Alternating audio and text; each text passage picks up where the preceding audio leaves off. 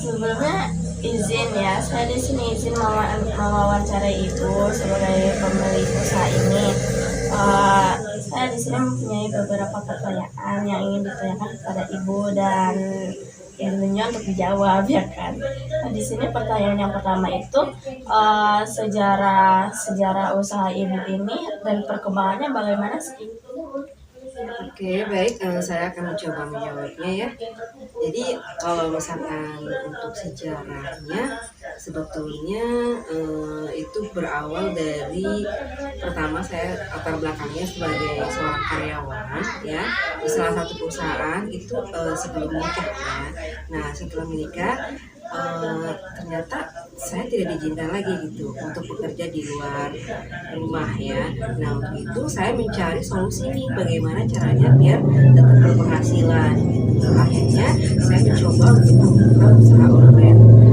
Walaupun sebetulnya berawal dari usaha kecil-kecilan hanya menjual bukan punya orang gitu, tapi ada yang apa sih, ada yang cocok, ada yang enggak, dan saya terus mencoba gitu. Akhirnya ketemulah dengan produk brand Arapi dan Natura. Tapi yang pertama saya geluti itu adalah brand hijab Arapi ya, karena brand hijab Arapi itu menurut saya keuntungannya sangat besar dibandingkan dengan penghasilan bisnis lainnya ya. Soalnya keuntungannya itu sekitar 20 sampai 40% ya. Nah, tapi saya mengawali dengan pertama kali mendaftarkan sebagai member ya sebelum saya naik kepada level berikutnya. Nah, member ini cukup terjangkau, modalnya itu hanya cukup mengeluarkan uang sebesar 500.000 ya. Nah, itu seperti itu. Nah, dari 500.000 ini bagaimana caranya eh, uangnya itu terus berkembang. Akhirnya saya berpikir dan mencari ilmunya di internet. Akhirnya saya ketemu dengan salah satu training online. Nah, di situ kita harus memperbanyak jaringan, memperbanyak reseller. Nah, disitulah saya mulai beranikan diri untuk membuka reseller. Padahal saya sendiri masih status member. Nah, otomatis kan kalau kita membuka reseller itu kita harus mempunyai modal yang banyak ya, harus naik level dulu gitu. Nah, tapi di sini saya sudah beranikan diri gitu untuk merekrut reseller sebanyak-banyaknya. Nah, akhirnya saya mencoba untuk merekrut dulu gitu ya. Setelah banyak resellernya, akhirnya saya kumpulkan uangnya, saya jadikan satu. Nah, di situ terkumpullah gitu modal dengan keuntungan yang udah dikumpulin sebelumnya, akhirnya bisa naik ke level agen gitu. Dengan alhamdulillahnya udah punya reseller terlebih dahulu sebelum kita naik ke agen gitu. Makanya di sini terbantu. Jadi boleh dibilang bisnis ini tanpa modal gitu ya, tanpa modal yang besar maksudnya. Nah, seperti itu untuk perkembangan apa sih sejarahnya ya, itu sejarahnya seperti itu. Kalau perkembangannya yaitu mulai dari modal yang terkecil, akhirnya kita mengumpulkan modal yang besar untuk bisa naik ke level agen ya, seperti itu. Oke, pertanyaan yang tadi udah ibu jawab. Terima kasih untuk jawaban ibunya. Ya, yang kedua tuh kayak kan kemarin tuh kita menghadapi sebuah tragedi yang adanya COVID-19. Nah, ibu tuh bagaimana sih cara untuk menghadapi itu? Selama pandemi ini memang di kalangan terutama bisnis online itu ya banyak sekali mengalami kendala ya, terutama banyak yang berpengaruh pada penghasilan yang tadinya memang saya juga bisa sebelum pandemi itu sekitar 33 jutaan ya satu bulan. Nah, setelah pandemi, pas pandemi itu malah drastis ya, jadi banyak yang keluar, yang mogok. Soalnya selama pandemi itu banyak yang susah bayarnya gitu ya, karena memang banyak dikeluarkan dari perusahaan juga, jadi tidak mampu untuk membayar apalagi belanja produk-produk yang harganya di atas 100 ribuan gitu. Nah kan yang saya jual kan harganya memang sangat tinggi gitu ya, istilahnya berapa persen sih, jadi jauh dari harga pasaran gitu ya. Kalau yang di pasar-pasar kan harganya cukup terjangkau ya, 50.000 ke bawah, sedangkan ini 100.000 ke atas. Jadi banyak yang mengeluh ya untuk membeli produk yang mahal. Jangankan ini, untuk bahan sehari-hari aja ya mereka sangat kesulitan apalagi untuk membeli produk yang seperti ini gitu ya. Jadi bukan kebutuhan pokok lah istilahnya ya. Jadi lebih mementingkan kepada kebutuhan pokok. Makanya di situ selama pandemi yang saya lakukan adalah mencari sesuai target marketnya. Ya, mencari di Facebook, mencari di Instagram, mencari di TikTok, lebih merambah ke lebih luas gitu ya jaringannya. Yang awalnya saya menjual hanya sekitaran sini aja ya, sekitaran sini, sekitaran teman-teman sekolah, teman-teman anak gitu ya, teman-teman yang masa kuliah gitu. Saya tawarin dan akhirnya alhamdulillah gitu. Tapi kesulitan sekali, sehingga saya bekerjanya harus lebih keras lagi, yaitu mencari orang-orang yang sebenarnya masuk kepada target market kita ya, yang menengah ke atas kalangannya gitu ya. Kita mulai dari interaksi di Facebook gitu ya, mencari teman, dan akhirnya kita saling bertukar kontak. Dari kontak itulah saya mulai masuk menawarkan produk. Jadi kita harus banyak-banyak interaksi dulu sebelum menjual gitu ya. Soalnya memang di bisnis online itu tidak bisa harus langsung menjual ya. Ada tekniknya. Jadi ada tekniknya juga, kita harus melakukan pendekatan terlebih dahulu. Tidak seperti kita jualan di pasar. Kalau jualan di pasar kita langsung menawarkan kepada orang ya. Ada orang lewat kita menawarkan. Kalau di online tidak seperti itu ya. Kita harus interaksi terlebih dahulu, harus melakukan pendekatan terlebih dahulu. Jadi istilahnya sok PDT masih sok deket gitu ya. Pura-pura deket dulu. Kalau udah deket, udah nyaman, gitu, baru kita menawarkan produknya. Itulah saya mulai menawarkan produknya ya, dengan cara setelah mereka membeli produknya, saya tawarin member. Jadi seperti itu. Jadi ada tahapan-tahapannya. Nah itulah cara saya bagaimana caranya gitu ya selama pandemi ini untuk apa sih namanya, menormalkan gitu. Walaupun pandemi tapi penghasilan tetap jalan gitu ya. Nah akhirnya saya tahun 2019 pas COVID itu nambah bisnis yang kedua, yaitu bisnis kecantikan ya. Karena kalau saya jualan fashion aja itu rasanya berat sekali ya untuk mengejar omset yang saya targetkan. Memang dari perusahaan nggak ada target, tapi saya sendiri yang menargetkan. Makanya saya buka bisnis yang kedua. Nah bisnis yang kedua ini selama pandemi alhamdulillah tidak ada kendala. Malah istilahnya memberikan solusi gitu ya, memberikan solusi yang mana apa sih bisnis yang kedua ini berbeda dengan bisnis yang pertama. Yang pertama itu konvensional ya. Konvensional itu istilahnya dari distributor harus melalui agen, harus melalui subagen, melalui member dan reseller, baru ke konsumen. Kalau yang ini bisnis yang kedua, bisnisnya sistemnya network marketing. Jadi kita apa sih membangun jaringan. Semakin banyak jaringan kita, semakin besar penghasilannya. Semakin banyak yang kita rekrut, semakin banyak juga penghasilannya, gitu ya. Nah, makanya bisnis yang kedua ini adalah solusi buat saya. Bukan solusi buat saya juga ya, buat seluruh member ya. Jadi ketika member bekerja, saya dapat penghasilan, member pun juga dapat penghasilan, gitu ya. Yang mana penghasilannya bukan cuma dari satu produknya aja, tapi dari membangun jaringan juga. Kalau yang ini kan kita kalau tidak membangun jaringan, kalau kita tidak menjual, kita tidak dapat keuntungan. Kalau kita tidak berhasil menjual gitu ya, walaupun kita sudah mengajak orang. Tapi kalau di bisnis network marketing, orang itu penghasilannya nambah lagi. Jadi ada dua bonus. Yang pertama bonus ECR, ya, yang kedua bonus reward. Ya, kalau yang konvensional kan cuman bonus dari keuntungan ECR aja. Kalau ini ada dua keuntungan. Makanya di sini yang bisa ini adalah solusi selama pandemi kemarin. Nah, alhamdulillahnya berlanjut sampai sekarang. Ada beberapa ini nggak sih kayak kendala di usaha ibu ini tuh, kayak ada nggak sih kayak sebuah keuntungannya dan apa sih kerugiannya juga gitu? Boleh dijelasin atau apa aja? Iya.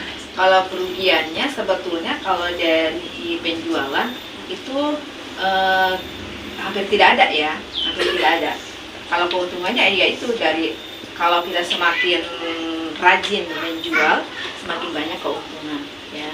Semakin rajin kita merekrut orang, membangun reseller, itu semakin banyak keuntungan.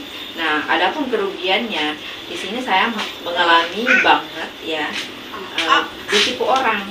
kerugiannya. Nah, ceritanya ada salah satu orang yang pengen daftar member, ya.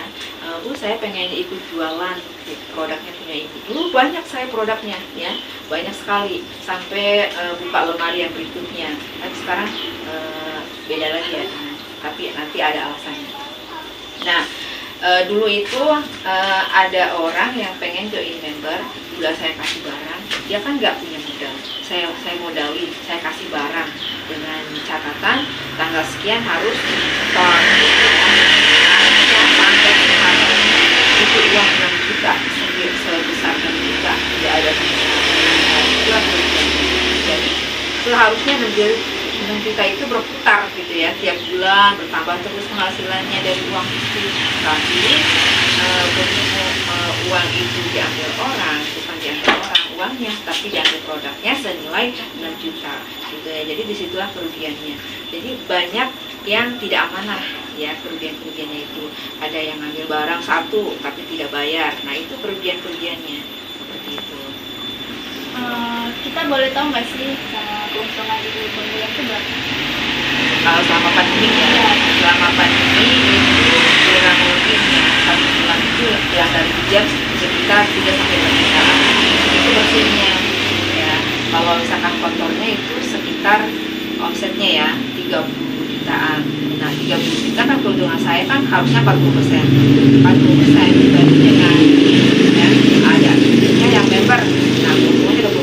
Otomatis kan keuntungan saya cuma 20% ya. Karena kita bagi aja. Ada juga yang reseller kan keuntungannya 10%, berarti buat saya 30%. Tapi kalau misalkan ambilnya eceran, ambilnya satuan tidak per sen ya. Nah, itu keuntungan turun lagi 5%, jadi keuntungannya hanya 35%. Otomatis ya buat mereka 20%, buat saya 12%. Jadi sekitar keuntungan bersihnya itu sekitar hanya kurang lebih 2-3 jutaan aja. Itu sebelum pandemi ya. Jadi omsetnya sekitar 30 juta. Nah, keuntungan bersihnya sekitar 3-4 juta. Tapi setelah pandemi dari hijab ini malah turun ya. Sekarang itu 1 bulannya hanya sekitar 1 jutaan bersihnya gitu ya. Kalau paling 5-6 juta seperti itu. Nah, kalau yang ini ya, karena ini kita menjalankannya pas pandemi ya, kurang lebih 1 bulan itu sampai 2 jutaan sekarang kalau yang juga Itu tuh dalam berita besar ini apa ada yang kesulitan? pasti kalau yang namanya kesulitan pasti ada ya. Apa itu kesulitan? Kalau kesulitannya yaitu kita susah mencari orang yang tepat ya. Jadi gini, kita di sini tugasnya sebagai pedagang itu adalah menjual. Nah, dalam menjual tidak semua orang yang membeli kepada kita itu amanah ya, dan tidak semua orang yang membeli kepada kita itu mampu untuk membayar cash. Jadi di sini kesulitannya adalah mencari orang-orang yang memang bayar cash. Yang mana kalau yang dekat sih sangat susah ya, susah sekali. Biasanya saya ngambil barang dulu ya, tapi kalau yang jauh gitu yang sekitaran di Aceh, di Jakarta itu kan sistemnya bayar harus ini ya. Nah, itu alhamdulillah gitu lancar. Tapi kesulitannya yaitu orang-orang terdekatnya ini nih yang membuat kita macet gitu ya. Kesulitan yang kedua ya, kan di sini kita istilahnya kalau bisnis itu tidak mau kayak gitu aja ya, pengen terus berkembang ya. Semakin lama bisnis kita itu pasti kita pengen besar gitu ya. Nah, bagaimana caranya memperbesar jaringan ya? Memperbesar jaringannya itu tidak mudah. Jadi ada yang mogok di jalan, ada yang nyerah duluan. Soalnya kan kalau bisnis itu pasti banyak sekali kesulitan. Jadi tidak semua orang mampu untuk melewati kesulitan itu. Padahal itu adalah sebuah proses yang harus kita jalankan sebagai pebisnis. Jadi kesulitannya adalah mencari orang yang tepat. Mencari orang yang tepat. Orang yang tepat itu seperti apa? Orang yang siap berproses, orang yang siap susah, orang yang siap keluarin modal, orang yang siap kerja gitu. Kebanyakan baru posting-posting 1 hari, 1 bulan udah nyerah duluan. Aduh, nggak ada yang post, nggak ada yang beli gitu ya. Jadi itu kesulitannya. Terima kasih ya Bu udah mau diwawancara sama kita. Di sini kita boleh melihat produk ini.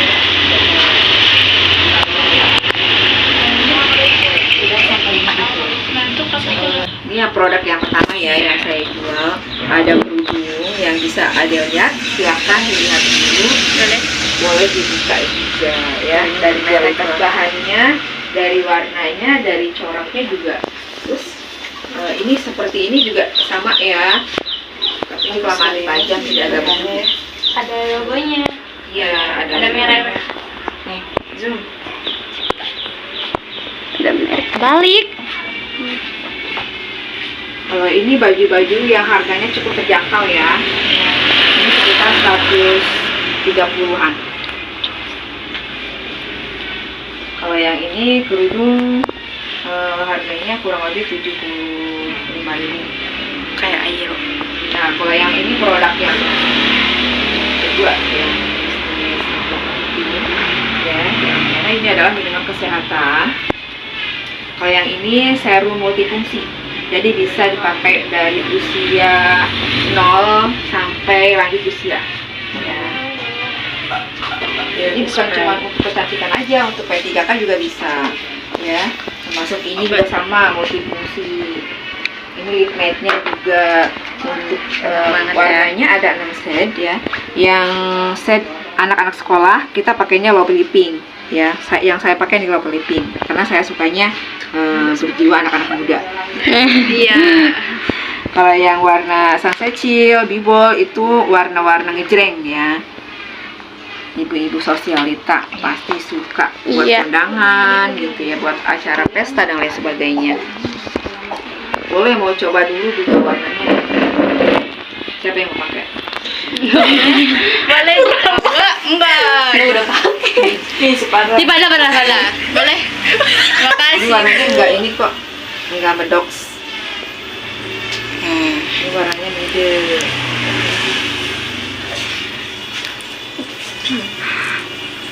Ini rekomendasi banget ya buat kalian yang mau mencoba produk yang tadi ibu ini promosikan. Kalian boleh banget menghubungi salah satu tim kita gitu intinya. Ya. Yang bertempatan di alamat Nanti di Kampung Sanding, Jawilan Serang. Nanti saya cantumkan. ya. Nanti kita cantumkan di Di bawah. Nanti kalau ada juga mau bisnis boleh ya.